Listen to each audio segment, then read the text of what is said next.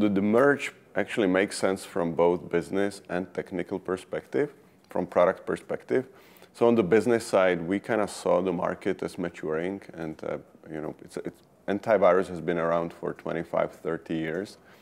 And it's become to the phase where there's some kind of consolidation going on in the market. So what usually happens in markets like these is that the strongest win and the smaller fish get either acquired or they just go out of business. And so by combining with AVG, we became the number 2 in the market in terms of revenue, and kind of one of the largest fish in the pond, and that was the rationalization for that. There was also a lot of cost synergies that we could realize because the companies were doing very similar business model also, so that by combining the two, we could somehow save a lot of money. On the product side and for the users, the biggest benefit is that even though the products were similar, the technology that we used inside were quite different, and by combining them, we can actually create much better products. So right now, we just released the first version of the AVG product that's actually combined with the Avast technology, and that's a big step. So we released that.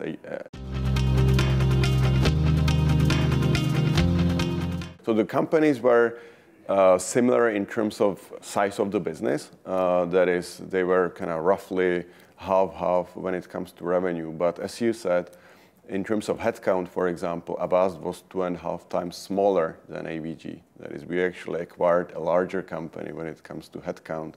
And the reason perhaps was that Avast has always been operated very efficiently. So for example, in the core security research, we were using all sorts of automation, all sorts of machine learning, all sorts of cloud-based systems that were running instead of having to have hundreds or thousands of people in research. We were kind of relying on the machines to do the dirty work. So that allowed us to realize those efficiencies, while AVG perhaps wasn't that focused on efficiency. So right now in the new model, we're kind of trying to find ways how to become as efficient as the old Avast, but then taking advantage of all the technology that is coming from AVG also. I think it has a lot to do with the company culture. So we are quite explicit about our culture. We like the culture of openness. So we want people to speak up whenever they think that there is something to say. We like people to somehow think big. So focus on kind of building world-class products and building a business that will kind of survive long term. And we also like the culture where people can innovate and can kind of feel free to fail if it comes to it, so that it's just part of, there is no silver bullet in innovation. So in order to really be innovative, you have to kind of live with the possibility that not everything will just work out. And so that's I think, all entrenched in our company culture, and people live that, and that's what it also enables us to be so successful. I guess the biggest change that I see is that when I started in 1995, most of the security issues and most of the viruses, etc., were mainly created by hobbyists or by some people who wanted to show off, or for bragging rights, etc. Today, it's very different. It's all about money. These things are created for commercial reasons. They are just kind of part of organized crime. So big groups, professionalized groups of attackers who are going after people's money. And so it's just a different, the adversary, it has changed quite a bit. And so also the tools that we have to, and the weapons that we have to use are very different.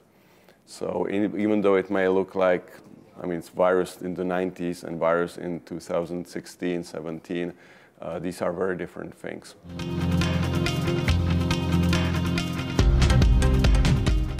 A big part of the problem is related to malware or viruses that were specifically created for the Brazilian environment.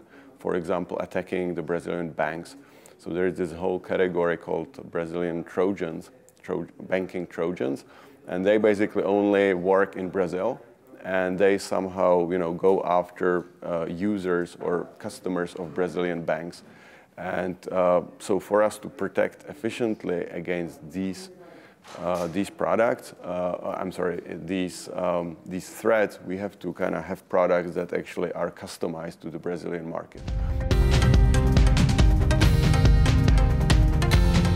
I mean, to be totally honest, I don't think average consumers care very much about security. They always expect security to be somehow embedded and to be taken for granted. So it's like with physical security. I mean, of course, in the Middle Ages, it was a big issue, but today most people don't necessarily think security is something they have to care or worry about. In the digital world, it's very similar. So as long as the security level somehow provided by the operating system as well as companies like ourselves are of some satisfactory level, then most people don't necessarily think about the threats at all. They just kind of take it as granted. So I think security will always be something that people will need, and there will be a big market for security, but at the same time, it's not something that would be kind of on top of people's mind. And in the computing world, I think convenience and just comfort, user comfort is always the number one.